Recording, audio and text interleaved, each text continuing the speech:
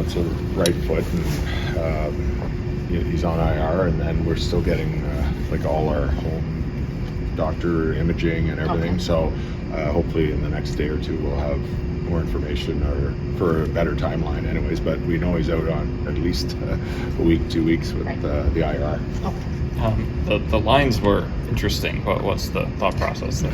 Just trying to find something that's going to create. I thought last game, probably one of our best games, creating primary scoring chances. We just didn't get more than the one. So we have to keep trying things to see if something works. And, this is a little bit more of a balanced lineup that you would maybe see on the road.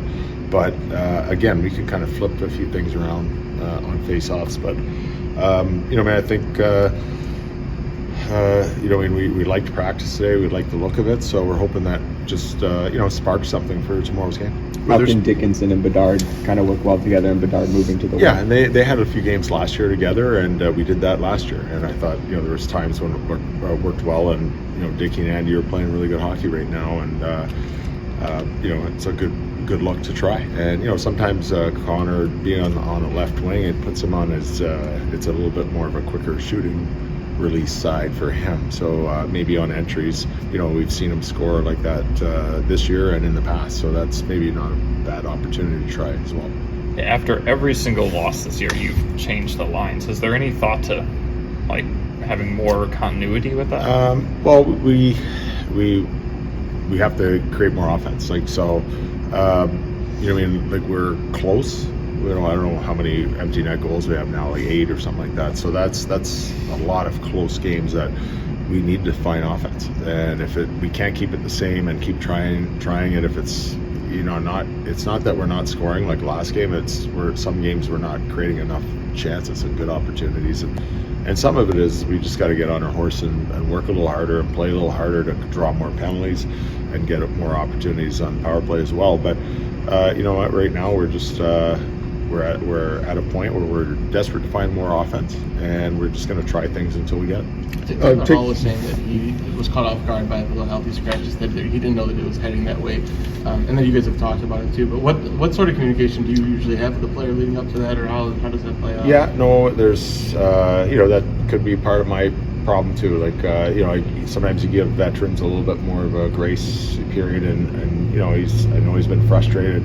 And I don't want the frustration to lead too long, so it was a good time for just maybe a little setback. But for me to communicate with him, I need to get to know the player more to see how they like to handle that. And obviously we've talked lots during and after, but maybe before. It needs to be more before. So that's just something that I learn about one player.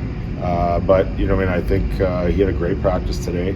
And part of my thought process was to have a couple of days like this just to kind of reset and go, and we hope it leads that way.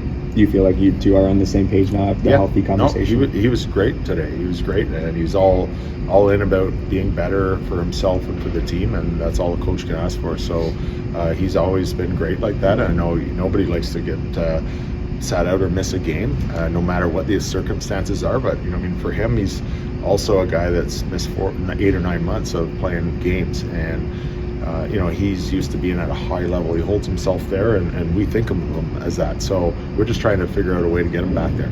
You said that some of the issue was his turnovers inside the blue line in particular. Is that the sum total of it, or is there? I think that's part of him not kind of feeling good and creating offense and getting frustrated. But if we looked at that Seattle game, I think we could try 5 or 6 guys in that same category. So it wasn't just him, and that wasn't really what the final straw was to lead him to maybe us thinking a little bit of a reset. It was just happened to be the timing of that game was not the greatest game for him, but like I said, there could be 4 or 5 other guys in the same boat.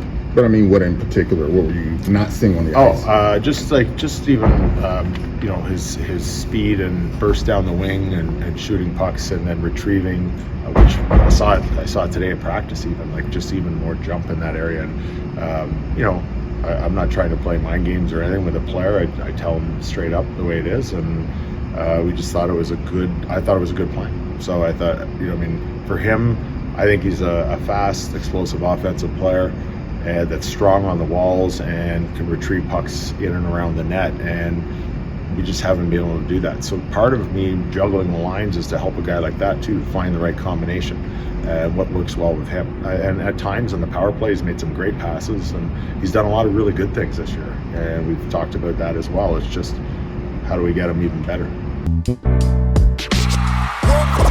We all silly like the mayor.